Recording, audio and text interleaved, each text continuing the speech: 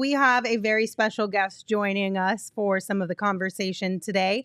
His name is Eric Pincus. He's at Eric Pincus on Twitter. He is a salary cap strategist, a capologist, a writer, and instructor at Sports Biz Class and Bleacher Report. Eric Pincus, thank you so much for joining us. We really appreciate your time. How are you today? I'm doing all right. I'm looking forward to the finals and enjoying life and getting ready for the draft and off season and all that. So excellent. Happy to be here. Yeah, lots and lots of busy stuff going on these days. The NBA is not shy of any storylines, that's for sure.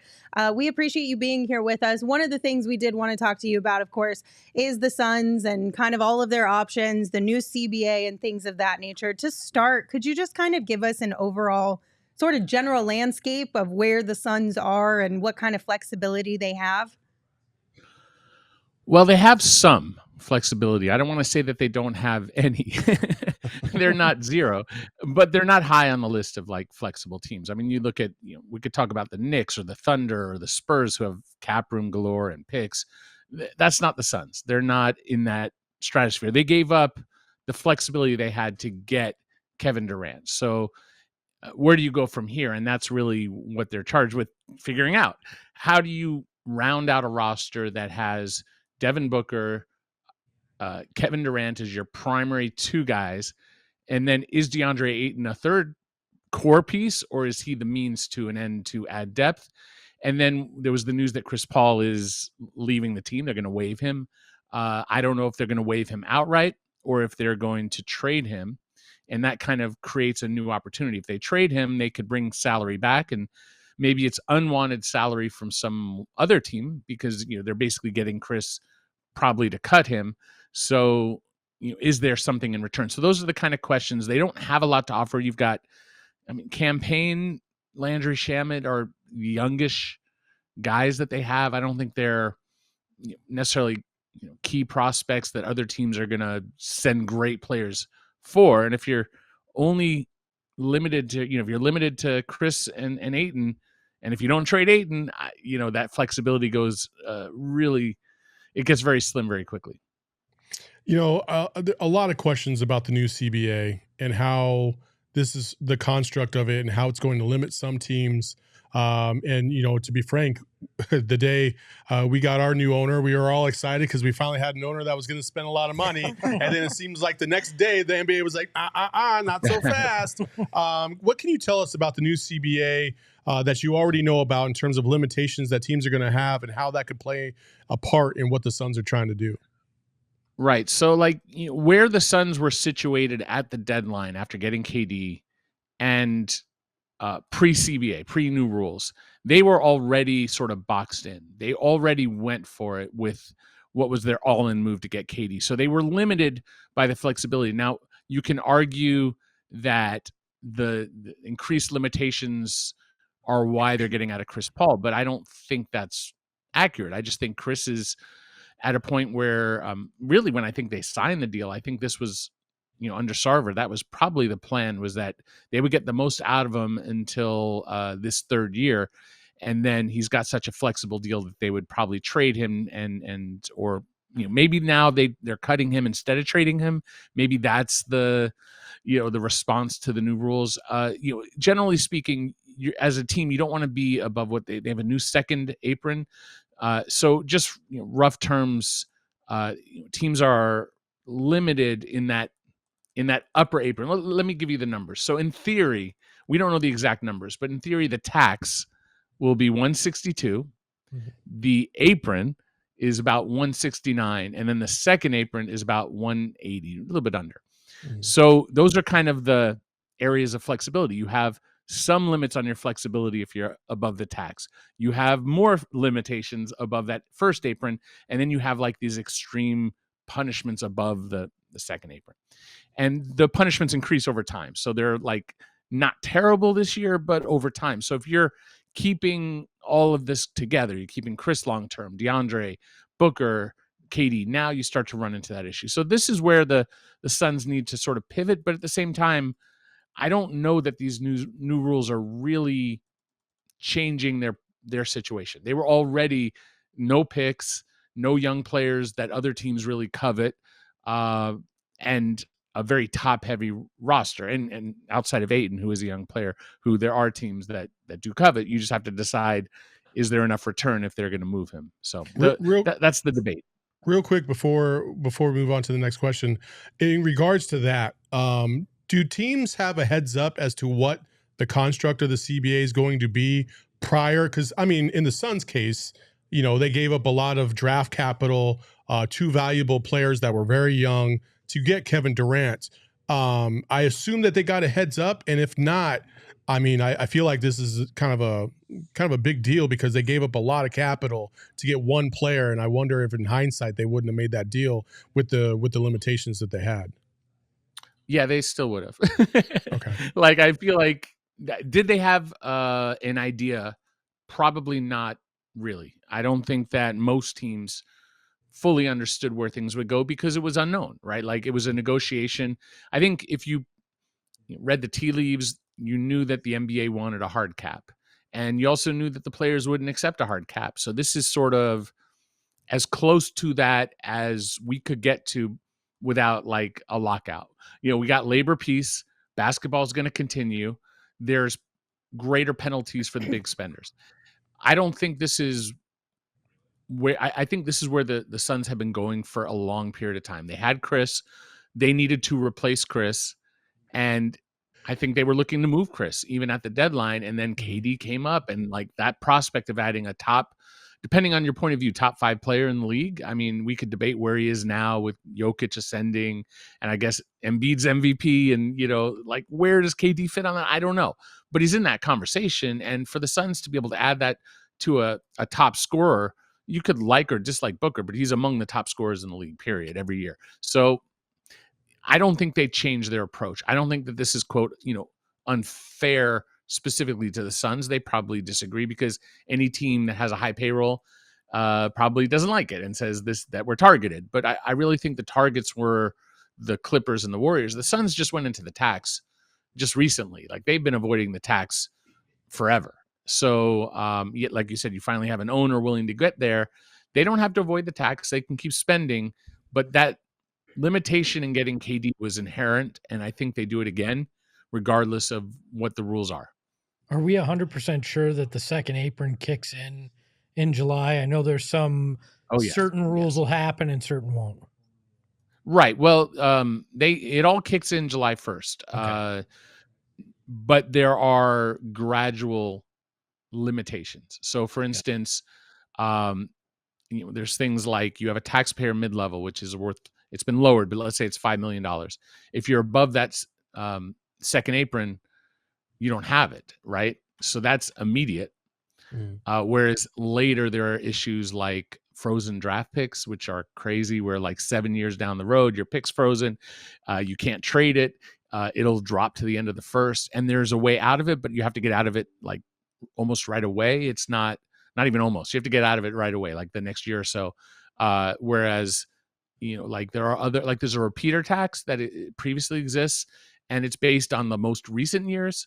Whereas this frozen pick is on like the front stuff. So like you do it now, and the next year you stay, and the next year you're just frozen, period. And your pick, let's say that you're rebuilding in 6-7 years, KD and the Suns win a title, they celebrate, they've got their championship. But now it's 7 years later and they're rebuilding and they're the worst team in the league, which is, kind of what happens is, the rise and fall. And now you get the number 1 pick and Victor Wembanyama is in the draft and you get the number 1 pick and it's frozen. So you don't even have that chance. So now you're 26 or 30 or something nonsense like that. So there are restrictions that, about trades and how it's limiting. There's issues about like, buyouts, whether you can get a buyout player. I mean, we could do like, probably a week's worth of content, just on like the minutia of that. And that's what I spend my time doing. I don't think your viewers want us to get that deep into it, other than to say that like the Suns, like everybody else, are restricted, and there's no team that isn't restricted by this.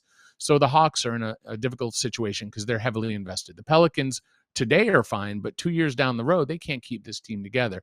If you have a team that's drafted really well, like you look at the Thunder, they've got Shea, they've got Giddey. If Holmgren comes and has a great second year, he missed his first year, and now 3 years down the road, they got to pay more. You could see how any team could walk a path to they're screwed. You know what I mean? And it's the goal is if there's only there's 30ish, there's 12 all-stars, right? But then you have injuries, so injury replacements. So let's say you get to 30 all-stars a year. Those should be spread out so that every team has an all-star level talent. And you could say, well, some teams are going to be rebuilding, so maybe 5 are rebuilding, so 2 teams have 5 of those guys. That's the idea of how the NBA wants to operate. And it's not perfect. And the Suns, they have 2 of those guys, right? You have Booker and KD, and then we could debate what Ayton is. So you celebrate that if you're a Suns fan, but now the hard part is, fleshing it out. And they, losing to the Nuggets, if they win a title, may not reflect on who the Suns. We don't really know how good the Suns are or how bad. Like, oh, they got knocked out early in the playoffs. Yeah, but they got knocked out by the team that rolled through the rest of the playoffs. Mm-hmm. So, it's hard. It's every decision that a front office, Suns included, have to make is based on, you don't have full information. You just make the best choice that you can. But to add KD and Booker together, I think you're already ahead of most of the other teams. Yeah, Eric, if they win a title, they can freeze every asset. Exactly. Eric, you kind of alluded to this, how we were always sort of heading this way with Chris Paul. When they signed the contract, they left themselves some flexibility with only $15.8 million guaranteed this year. Next year is fully non-guaranteed. Out of those 3 options in terms of waiving and stretching and trading him, I mean, what's kind of your read on which avenue the Suns should be taking, ideally, if they can? Right. So, the should is, obviously subjective in that, like, I'm not on the Suns' phone calls to know who's being offered. If you're being offered terrible trade packages for Chris Paul, and you're just being offered like guys you don't want and you don't think helps and just puts you into greater financial jeopardy, then the answer is no. Like, in a perfect world, they should trade Chris and get back 2-3 guys who can help them win now. And they don't really have picks, but maybe you're taking an example would be John Collins. I don't know if he's great at anything. He's solid across the board. He's a good player. He's earning about $25 million a year, which is probably higher than his production. So if you're the Suns, do you say, well, we could probably get John Collins and maybe, 1 or 2 other considerations from the Hawks for Chris Paul? And the reason why the Suns do that is that they can then stretch Chris Paul, and suddenly they go from like at the second apron to under the tax. Saves their owner a ton of money, gives the team more flexibility, and they don't necessarily need John Collins, and they can afford to, they can consolidate. I think that's consolidate their talent, whereas the Suns don't have any players to consolidate. They barely have anyone on the roster. You know what I mean? So, like, I don't think you're getting a Kongwu, but maybe a Sadiq Bey or a Jalen Johnson, or you go down the list, and that's where you're relying on your scouting department in Phoenix to say, oh, this guy Vit Krejci, I'm probably butchering the pronunciation. He's a diamond in the rough. He'll be like the next Christian Brown on the Nuggets, and he's on a minimum. And we get John Collins, but we're actually doing it because I'm just making stuff up. You know what I'm saying? That's the approach of how it should go down. But if there's, if they look at John Collins and say he does nothing for our team, we're paying $25 million a year, he's just tying up our flexibility, we're better off stretching Chris, getting out of that. Now, if you stretch him, you're getting about $12 million worth of the mid-level exception to spend. So it's either Chris plus $12 million. Now, maybe you can also get the biannual. Maybe that's about, $4-ish million, something like that. We'll call it 5. Well, it's under 5, but we'll call it 5. So let's say you can get 2 players at 12 and 5 for stretching Chris, but you can't bring Chris back. Or you can waive Chris and then pay $5 million to get 1 guy. So you're paying Chris the minimum, perhaps. You don't stretch him, you waive him, bring him back at the minimum, pay a $5 million guy. And that's assuming Chris will come back at the minimum, which I'm not sure he would. So you're kind of weighing, but by the way, that plan also means tons of tax, limited flexibility. And so, the should is probably in order: trade Chris, stretch Chris, waive Chris. And I probably have waive Chris low on the list because I don't think he that's waive without stretching. I don't think he's coming back for the minimum. That's my opinion. And I feel like it's relatively well sourced, but at the same time, it's hard to say what people actually do versus what the buzz is in NBA circles. So Joe in the chat had a quick follow-up to that. If the Suns trade Chris Paul and then that team subsequently cuts him before that June 28th deadline, can he then re-sign in Phoenix? Is there no restriction to that? I'd have to look at that closely. My understanding is it would be a year. Okay. I have to double check that because there are some loopholes because we're between seasons. I think the rule is, without reading, that so for one, if they stretch him, they can't re-sign him. If they trade him and he's then cut immediately, I believe they're limited for a full year. So it would probably be, July of 2024 for that till they can sign him. That's without looking it up, that's my interpretation. Sure. Perfect. You had the report late last week in regards to Karl-Anthony Towns and the belief that he won't be on the Wolves roster come next season. Do you see any path? Because Suns fans tend to be obsessed with him because he's friends with Devin Booker. Is there any logical path to wind up having Karl-Anthony Towns in Phoenix? Sure. Well, the article was tying the Minnesota situation to what other executives around the league are saying about the Wolves. Now, there are also teams that are having conversations with the Wolves, so they have an understanding of what the conversations are. And so some of them, the thrust of what I wrote was that he's probably not going to be on the team for 24-25, and that some people think he could be gone as early as before the season, so in the next few weeks around the draft, and that there is some conversation right now, and I believe there to be conversation where the Wolves are talking to teams about Cat. So I don't want to sit here and say he won't be on the team. He'll be traded next week. I don't know that to be true. I do know that he's at least a consideration for teams, and especially with that number 3 pick, or we could debate all that. The challenge for the Suns is Cat makes a ton of money, so yes, certainly possible. He's in the $41 million price range, ramping up to about 40. I'm sorry, that's Gobert. He's in the $36 million price range, but that jumps up after a year because he's been extended to 49. So it's a commit. And yes, the Suns could go after him, but understanding that if you're paying him 50, if you're paying KD 50, 51, whatever, and you're paying Booker 50, let's just round it to 150 for all three. That's a hefty burden for a team to take on under the new rules. And if you like, go back to like the LeBron teams, it was like LeBron and Wade or LeBron and Kyrie, and that third guy was Bosh or Love. The reason why Bosh worked so well is because of what he did to complement the scorers as a defender, as a role player, as like an elite role player, high paid, etc. I don't know that Cat is that. So from a basketball point of view, not really a fan. But also to keep that in mind, like the second apron projects to be about 188 next year. So if you're putting 150 into 3 players, you're probably well over that. So then the Suns get into crazy territory and now you're starting to talk about a year where frozen draft picks happen, etc. And you're if as far as, okay, fine, I'm wrong. Cat is the guy. They want to do Cat, Booker, KD, and that's the heart of what they want to do. Well, then how do you get there? And you could probably get there via something built around Chris.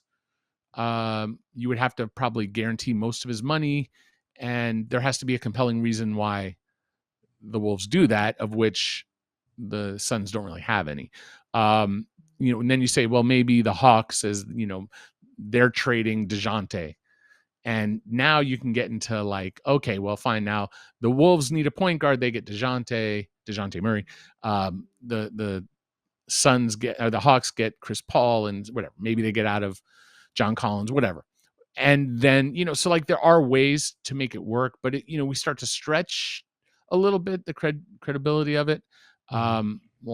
It's certainly possible. Now, of course, if you moved 8 and now you open up a whole different world of possibilities. And if you're thinking like, oh, no, you're going to trade Chris and keep Ayton, well, now you're at like 180 with just the 4 of them, which is at that second apron or thereabouts.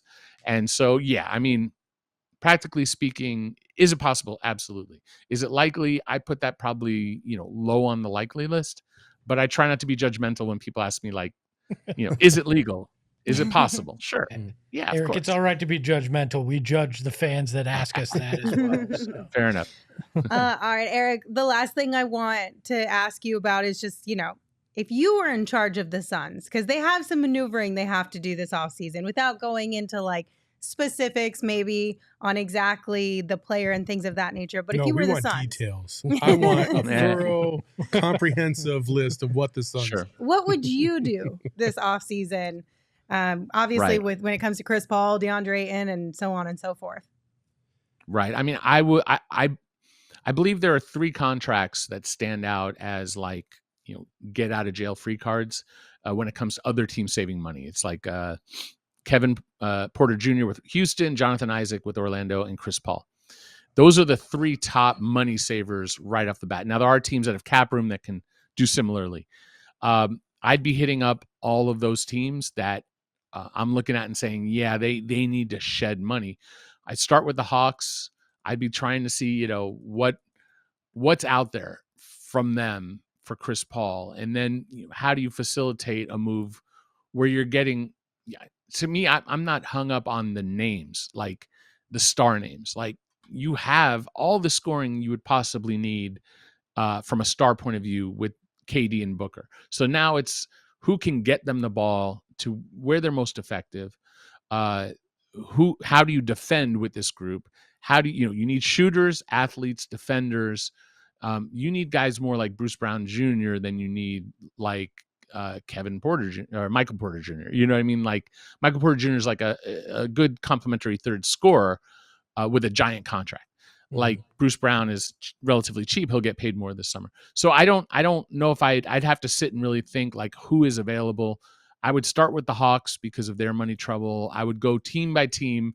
Like Brooklyn is in a situation where I think they have to cut money. So I'd be looking at like Royce O'Neal types. Like, is that, quote, sexy? Is it like, I don't know, but like, you want to build a team that can actually win. Like what happened with the Nuggets to win was they got like KCP, Kentavious Caldwell-Pope, who's another guy who it's like, is he, is he a star? Is he ever going to be, headlining the All-NBA list? Of course not. But he helped the Lakers win a title. He got traded to Washington and didn't do much there because the team was lousy.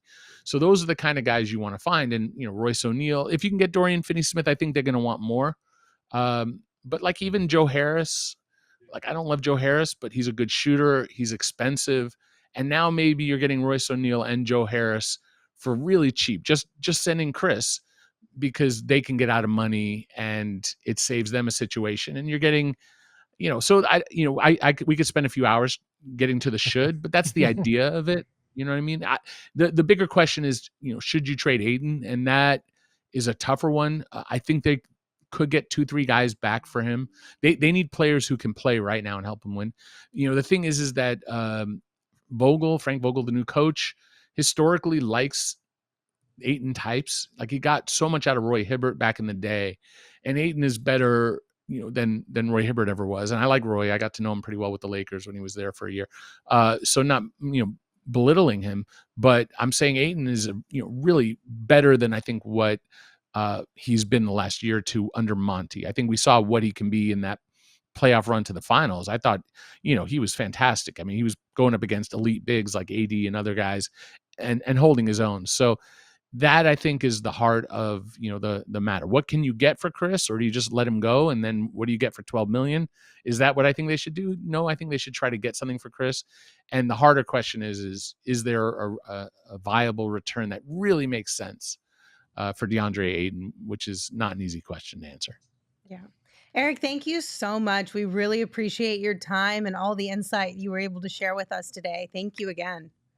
Of course. Thanks for having me anytime. We'll see you next time. And everybody, make sure you give him a follow on Twitter @Eric Pincus.